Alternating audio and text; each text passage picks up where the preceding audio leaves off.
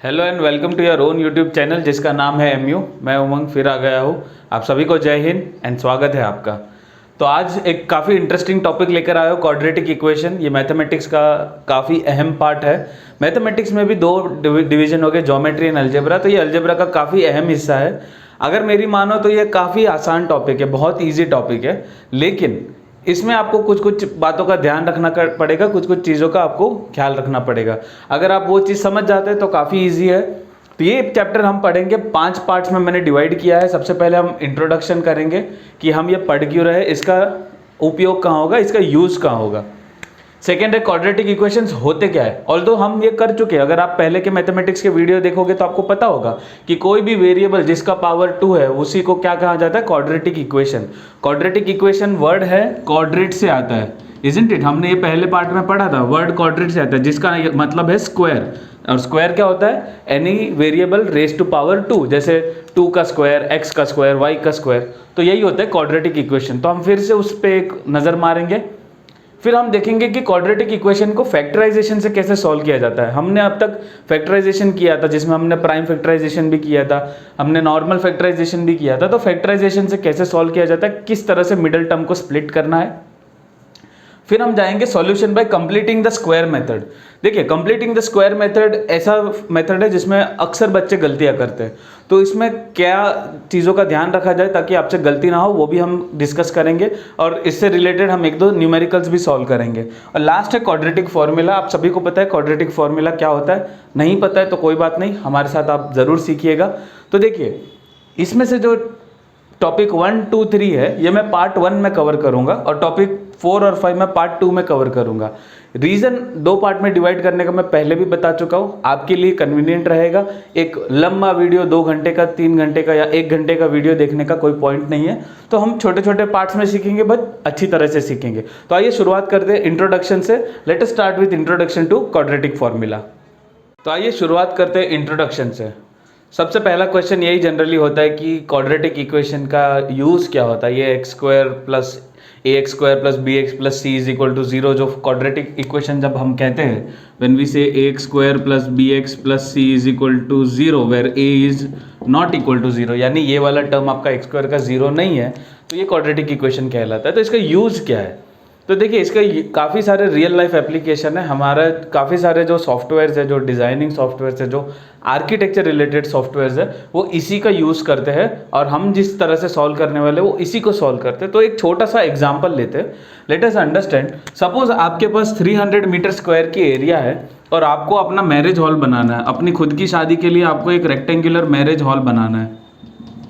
Now marriage hall का condition ये है कि आपका जो ब्रेथ लेंथ है ना, वो 1 metre more than twice the breadth होना चाहिए। यानी कि आपको इस तरह से बनाना है कि जो भी आप उसकी चौड़ाई ले, लंबाई उससे 2 गुना प्लस 1 मीटर ज़्यादा होनी चाहिए। इस तरह से आप अपना मैरिज हॉल सजाना चाहते हैं, जबकि टोटल एरिया आपके पास 300 मीटर स्क्वायर है। इफ़ दिस सिचुएशन कम्स, या हमारे जो कंप्यूटर्स है, जो डिज़ाइनिंग रिलेटेड, यानी हमारा कैड है, जो हम AutoCAD computer aided designing करते हैं, या even CAM computer aided manufacturing, उसमें भी ये फॉर्मूलेज यूज़ होते हैं। तो देखिए इस सिचुएशन में क्या कर सकते हैं हम आते हैं अपने खुद के वापस क्वेश्चन पे। मैं मान लेता हूँ कि इसका ब्रेथ जो है वो x होगा, तो उस हिसाब से इसका लेंथ कितना होना चाहिए, twice the breadth plus 1 metre, isn't it. तो मुझे लेंथ मिल गया, ब्रेथ मिल गया, मेरे पास टोटल एरिया है। तो एरिया ऑफ अ रेक्टेंगल क्या होता है, लेंथ इनटू ब्रेथ। जब मेरे पास एरिया ऑफ रेक्टेंगल है लेंथ इनटू ब्रेथ, तो इसी को अगर मैं इक्वेट करता हूँ 2x plus 1 is equal to 300, ये कुछ नहीं, एक सिंपल सा क्वाड्रेटिक इक्वेशन है। फर्दर अगर इसको सिंप्लीफाई किया जाए तो ये बन जाएगा 2x square plus x minus 300 is equal to 0। ये बन गया आपका प्रॉपर एक क्वाड्रेटिक इक्वेशन, जिसमें a का वैल्यू 2 है, b का वैल्यू 1 है एंड c का वैल्यू माइनस 300 है। तो यही है क्वाड्रेटिक इक्वेशन।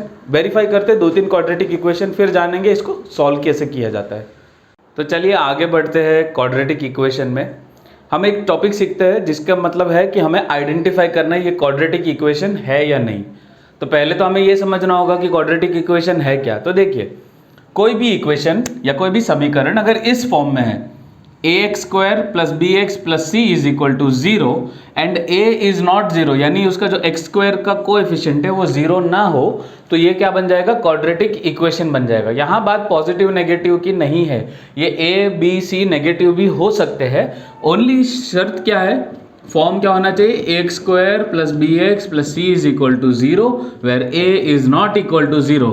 अगर b 0 होगा तो चलेगा, वो भी क्वाड्रेटिक इक्वेशन ही बनेगा, c 0 होगा तो भी चलेगा, वो भी क्वाड्रेटिक इक्वेशन ही बनेगा। शर्त क्या है, ओनली शर्त इज हमारा a 0 नहीं होना चाहिए, और 0 तो 0 ही है, तो उसके लिए तो क्या ही डिस्कस करें। तो देखिए आइडेंटिफाई करते हैं, यहाँ पर एक इक्वेशन है x प्लस 1 ब्रैकेट में plus 8 is equal to x plus 2 multiply by x minus 2। ये देख के तो लग रहा है ये क्वाड्रेटिक इक्वेशन एकदम बढ़िया लग रहा है, जैसे काफ़ी सारे सोशल मीडिया इन्फ्लुएंसर्स होते हैं, और ये लग रहा है कि x plus 2 whole cube is equal to x cube minus 4। ऐसा लग रहा है कि शायद ये क्यूबिक होगा, ये क्वाड्रेटिक नहीं होगा। चलिए सिंप्लीफाई करते हैं, तो ये x square plus x plus 8 हो जाएगा जब इसको सिंप्लीफाई करोगे, यहाँ मल्टीप्लाई करोगे x square minus 2x plus 2x minus 4। क्या किया है, सिंपल मल्टीप्लीकेशन किया है।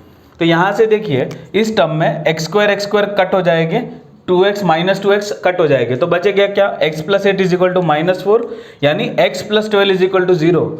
बट ये तो लग तो रहा था क्वाड्रेटिक, बट ये तो क्या बन गया, ये तो हमारा लीनियर बन गया, यानी ये क्वाड्रेटिक इक्वेशन नहीं है। देख के जरूर लग रहा था कि ये क्वाड्रेटिक इक्वेशन है, बट ये असल में क्वाड्रेटिक नहीं है, ये एक लीनियर है। अब आते हैं इस पे, x plus 2 whole cube is equal to x cube minus 4, इसी को सिंप्लीफाई किया है, इसी को बड़ा किया है a plus b whole cube के फॉर्म में, x cube plus 6x square plus 12x plus 8 is equal to x cube minus 4। यहाँ से ये दोनों एक्स क्यूब कट जाएंगे, तो क्या बचेगा, 6x square plus 12x plus 12 dividing through out by 2, क्या बचेगा, x square plus 2x plus 2। अरे वाह, ये तो बढ़िया सा क्वाड्रेटिक इक्वेशन का फॉर्म बन गया। यानी ये देखो, ये हंस रहा है, ये रो रहा है। कहने का पॉइंट है, अपनी लाइफ में भी देखो, जो जैसा दिखता है वो होता नहीं है, जो जैसा होता है वो दिखता नहीं है। तो ट्राई कीजिए ऐसा बनने का कि भले लोग आपके बारे में कुछ भी सोचें, और जब आपको सिंप्लीफाई करें तो जाने की सच में आप में वो काबिलियत है, यानी सच में आप एक क्वाड्रेटिक इक्वेशन हो। तो कहने का पॉइंट है कि आपको काफ़ी बार एग्जाम में देख के लगेगा अरे ये तो क्वाड्रेटिक इक्वेशन नहीं है, सिंप्लीफाई करोगे तो पाओगे कि शायद वो क्वाड्रेटिक इक्वेशन निकले। और ये जो लग रहा था कि ये तो 100% क्वाड्रेटिक इक्वेशन होगा, सिंप्लीफाई किया, क्या पाया, ये तो लीनियर निकला। तो लाइफ में हमेशा ऐसे बनो, ऐसे मत बनो, ठीक है। तो यहाँ आगे बढ़ते हैं, नेक्स्ट टॉपिक है solution of quadratic equation by factorisation. देखिए अब तक हम इक्वेशन समझा, इक्वेशन कैसे बनता है, कैसे वेरीफाई किया जाता है, वो सब समझ गए। अब आते हैं सोल्यूशन पे, इंपॉर्टेंट पार्ट, क्योंकि हमें जानना है कि इसे सॉल्व कैसे किया जाए। बनाना एक बात है, बट सॉल्व करना काफ़ी इंपॉर्टेंट बात है। तो देखिए फैक्टराइजेशन की जब भी बात होगी, रिमेंबर आपको मिडल टर्म को क्या करना है, स्प्लिट करना है। मिडल टर्म अगर ऐसी है तो उसको स्प्लिट करना है, अलग करना है, दो भागों में बांटना है। कैसे, ताकि वो फैक्टर बन सके। देखिए फैक्टराइजेशन काफ़ी आसान है, पर कभी कभी ये ऐसे चक्करों में फंसा देगा कि आप उससे रिकवर नहीं कर पाओगे। स्पेशली जब एग्जाम में जब आप पे प्रेशर रहेगा तो ये थोड़ा ट्रिकी है, क्योंकि इसको वो फैक्टर्स याद आने वो एक अलग बात है। तो देखिए इसमें हम आसान तरीके से समझेंगे। मैं काफ़ी सिंपल आपको ट्रिक देता हूँ, उसी ट्रिक से आप सॉल्व कीजिए, 100% आपका आंसर जो है ज़रूर आ जाएगा। तो पहले हमें क्या याद रखना है, फैक्टराइजेशन में हम क्या करेंगे, मिडिल टर्म को स्प्लिट करेंगे। तो याद है वो आपके मैरिज हॉल वाला, आप ही के शादी वाला हॉल जिसमें हमने इक्वेशन बनाया था 2x square plus x minus 300। इसमें क्या करना है, मुझे मिडिल टर्म को स्प्लिट करना है। तो ये तो मैंने आधा लिखा हुआ है, क्यों, जानबूझ के। मिडिल टर्म को कैसे स्प्लिट करना है, with respect to what, last term, ठीक है, with respect to last term. यानी b को ऐसे, हमारा जो इक्वेशन है x square plus b x plus c is equal to 0, यहाँ b को ऐसे स्प्लिट करना है विथ रिस्पेक्ट टू c। इसका मतलब क्या हुआ, चलिए जानते हैं। देखिए यहाँ पर हमारा अगर हम देखें तो a is equal to plus 2 है, b is equal to plus 1 है और c is equal to minus 300 है। ये जो हमारा इक्वेशन है 2x square plus x minus 300 is equal to 0। मुझे मिडिल टर्म को ऐसे स्प्लिट करना है विथ रिस्पेक्ट टू c। तो सबसे पहले मुझे क्या करने हैं, c के जो है फैक्टर्स निकालने, क्योंकि नाम ही फैक्टराइजेशन है, इजंट इट। तो c के मैं क्या करूंगा, प्राइम फैक्टर निकालूंगा। तो 300 के प्राइम फैक्टर्स क्या होते हैं, 2 × 2 × 3 × 5 × 5। ये मुझे मिल गया। अब ये ऐसे स्प्लिट करना है कि दोनों का जो है सम जो है +1 आए। तो देखिए यहाँ पे मैं इसको कैसे स्प्लिट कर रहा हूँ, ये 5 × 5 को मैं एक ग्रुप में डाल रहा हूँ और ये 2 × 2 × 3 को एक ग्रुप में डाल रहा हूँ, यानी एक फैक्टर बन जाएगा 12, एक जो कॉमन फैक्टर रहेगा, और one of the middle term बन जाएगा 25। अब याद बताइए मुझे, ये जो 25 है इसमें से कौन सा नंबर माइनस करूंगा तो +1 आएगा? सीधी सी बात है 24, क्योंकि 25 - 24 एक नंबर कम करूंगा तो +1 आएगा। वही मैंने यहाँ किया है, 2x² - 24x + 25x - 300 = 0। यहाँ क्या बन गया, 2x + 25, और यहाँ बन गया x - 12, मैंने कॉमन निकाल लिया।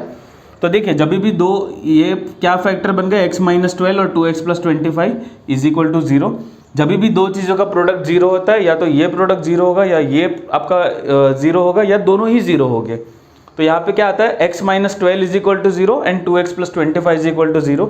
जब इसको आप सॉल्व करो तो x = 12 आ रहा है, या तो x = -25/2 आ रहा है। बट ये तो हमारे इसकी ब्रेथ है, रेक्टेंगल की ब्रेथ है। मैरिज होल कभी नेगेटिव में जा सकता है? कभी नहीं जा सकता मैरिज होल का नेगेटिव। तो यानी इसका ब्रेथ क्या हो जाएगा, 12 मीटर। तो ऐसे फैक्टराइजेशन सॉल्व किया जाता है। याद करो हमें क्या करना है, मिडिल टर्म को ऐसे स्प्लिट करना है, किसके रिस्पेक्ट में, लास्ट टर्म के, यानी c के रिस्पेक्ट में। तो हम क्या करेंगे, c के प्राइम फैक्टर्स लिखेंगे और प्राइम फैक्टर में से फिर हम ग्रुपिंग बना के हम ये डिसाइड करेंगे कि हमारा दो जो मिडिल टर्म है वो किस तरह से बनेगा। तो ऐसे सॉल्व किया जाता है प्राइम फैक्टराइजेशन। आइए एक दो न्यूमेरिकल्स और देख लेते हैं।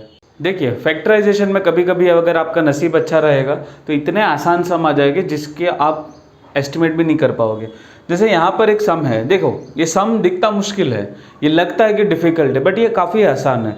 क्योंकि हमें एक प्रॉब्लम क्या है कि हमें मैथमेटिक्स में कुछ कुछ चीज़ों की प्रॉपर्टीज़ नहीं पता, या पता भी है तो हम भूल चुके हैं। तो आइए उन्हीं में से एक सम देखते हैं। यहाँ पर एक क्वाड्रेटिक इक्वेशन दिया है, 3x² - 2√x + 2 = 0। तो आधे जन तो सबसे पहले क्वेश्चन देख के घबरा जाते हैं। देखिए इसमें घबराने जैसी कोई बात नहीं, आपको पता है यहाँ पर a में 3 दिया है, b में 2 दिया है, तो 3 × 2 = 6। लेकिन जो मिडिल टर्म में 6 है ना, वो रूट के अंदर है। कोई बात नहीं, अगर रूट के अंदर है तो हम रूट का एक प्रॉपर्टी यूज़ करेंगे। देखिए √6 मैं इसको ऐसे लिख सकता हूँ, √2 × 3, बिकॉज 2 × 3 = 6। तो देखिए मैथमेटिक्स में कभी भी स्क्वायर रूट जो होते हैं ना, स्क्वायर रूट्स मल्टीप्लिकेशन और डिवीजन, ध्यान से सुनिए, मल्टीप्लिकेशन एंड डिवीजन दोनों में स्प्लिटेबल एंड मर्जेबल होते हैं। इसका क्या मतलब है, देखिए √2 × 3 इज एज गुड एज √2 × √3। आप चाहे तो कैलकुलेटर लेके कर सकते हो, √2 × √3 उसका वैल्यू √6 के इक्वल ही आएगा, ठीक है। और इसको अगर मान लीजिए आपके पास ऐसा है √5 × √7, इसको आप √35 भी लिख सकते हो, आंसर सेम ही आएगा। तो याद रखना स्क्वायर रूट्स में मल्टीप्लिकेशन और डिवीजन में, मैंने एडिशन सब्ट्रैक्शन नहीं बोला, मैंने सिर्फ मल्टीप्लिकेशन और डिवीजन में बोला है, ये क्या होते हैं, स्प्लिटेबल होते हैं। क्या होते हैं, स्प्लिटेबल एज वेल एज मर्जेबल। यानी इसको जब चाहिए तब आप स्प्लिट भी कर सकते हो, जब चाहिए तब मर्ज भी कर सकते हो। यही प्रॉपर्टी का यूज करेंगे हम इस वाले न्यूमेरिकल में। 3x² - 2 √6x + 2 = 0। तो देखिए -2√6 इज -1 - 1, तो इसको मैंने क्या कर दिया, -√6x - √6x जोड़ोगे तो -2√6x ही आएगा, + 2 = 0। इसमें से क्या करूंगा, √3 कॉमन निकाल दिया, √3x कॉमन निकाल दिया, तो क्या बचा, √3x - √2। यहाँ पे √2 कॉमन निकाल दिया, बचेगा √3x - √2। क्यों, क्योंकि √2 हो जाएगा 2, √2 × √3 हो जाएगा √6, और x तो x ही रहेगा। तो मैंने क्या किया है, इसको ऐसे स्प्लिट किया है। क्यों, क्योंकि मुझे ये प्रॉपर्टी पता है, प्रॉपर्टी जानना बहुत ज़रूरी है, तो आप उसको अपने तरफ से यूज़ कर सकते हो। तो देखिए यहाँ पे सबसे अच्छी बात है, या सबसे अलग बात है कि दोनों टर्म सेम ही बन रहे हैं, यानी √3x - √2, √3x - √2 = 0, यानी x √2/3। ये देखिए यहाँ क्या बन रहा है, x √2/√3 बन रहा है, बट मैंने क्या बोला, ये स्प्लिटेबल एज वेल एज मर्जेबल है। तो x को हम क्या लिख सकते हैं, बड़ा सा √2/3, यानी इसका एक ही रूट है, एक ही आंसर है। प्रीवियस वाले में हमने देखा था कि हमें दो आंसर मिल रहे थे, x = 12 और x = -25/2। यहाँ पर हमें एक ही आंसर मिल रहा है। इसका मतलब क्या, अगर आपको याद होगा तो हमने ज्योमेट्रिकली ये पॉलिनोमियल्स को रिप्रेजेंट किया था। एक पॉलिनोमियल ऐसा था, एक पॉलिनोमियल जस्ट टच कर रहा था और एक पॉलिनोमियल एक्स एक्सिस को 2 बार काट रहा था। यही है और कुछ नहीं, ये उसके ज़ीरो ही है। यहाँ पर कोई भी रूट नहीं है, यानी नो रियल रूट। यहाँ पर एक जगह टच कर रहा है, यानी ये क्या है, ये ऐसा पॉलिनोमियल है जिसका सिंगल जीरो है, यानी एक बार एक्स एक्सिस को कट कर रहा है। और ये वाला ऐसा पॉलिनोमियल है जो एक्स एक्सिस को 2 बार कट कर रहा है। तो हमने क्या सीखा, फैक्टराइजेशन में आपको कभी कभी मैथमेटिकल प्रॉपर्टीज़ का यूज़ करना पड़ेगा। तो चलिए देखते हैं एक और न्यूमेरिकल। यहाँ पर जो है हमें क्वाड्रेटिक इक्वेशन दिया गया है 6x² - x - 2 = 0।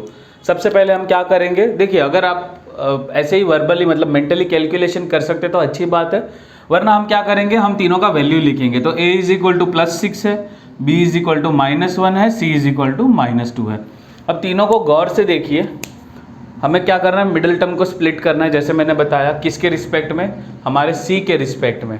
ठीक है, तो इसमें -1 को क्या मैं ऐसे लिख सकता हूँ, देखिए जस्ट बिकॉज ये 6 है तो क्या मैं मिडिल टर्म ऐसे लिख सकता हूँ 3 - 4, 3 - 4 भी तो -1 है, और c हो गया -2। तो देखिए 3 2 = 6, 2 2 = 4 और 2 3 = 6, यानी इन दोनों के बीच में 2 है, इन दोनों के बीच में 2 है, और 3 - 4 क्या है, -1। तो मैंने क्या किया, मिडिल टर्म स्प्लिट किया है with respect to last term. तो वही मैंने यहाँ पे किया है, 6x² + 3x - 4x - 2, तो 3 - 4 हो जाएगा -x, आई मीन -1। ठीक है, 3x कॉमन निकाला, 2x + 1, यहाँ -2 कॉमन निकाला, 2x + 1। इन दोनों को ब्रैकेट में ले लिया, 3x - 2 और दूसरे ब्रैकेट में 2x + 1। तो 3x - 2 = 0 एंड 2x + 1 = 0। तो यहाँ क्या होगा, ये 2 यहाँ जाके प्लस हो जाएगा, ये 1 यहाँ जाके माइनस हो जाएगा। तो मुझे क्या मिल रहा है आंसर, x = 2/3 और x = -1/2। तो ऐसे सॉल्व होता है आपका solution of quadratic equation by factorisation. तो इसी के साथ पार्ट 1 ऑफ द वीडियो यहीं खत्म होता है, सॉल्यूशन बाय फैक्टराइजेशन। तो हमने देखा इंट्रोडक्शन, हमने देखा कि क्वाड्रेटिक इक्वेशंस कैसे वेरीफाई किए जाते हैं, फैक्टराइजेशन भी हमने देख लिया कि उसका सॉल्यूशन फैक्टराइजेशन से कैसे आता है।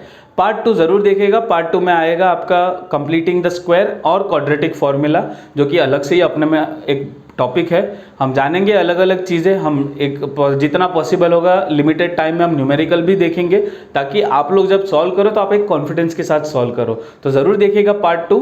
ये पार्ट 1 में यहीं ख़त्म करूँगा। Thank you very much. तब तक के लिए खुश रहिए, हंसते रहिए, पढ़ते रहिए, और कोई भी अगर डाउट है तो कमेंट सेक्शन में हमें ज़रूर बताइएगा। मेरी तरफ से आप सभी को जय हिंद।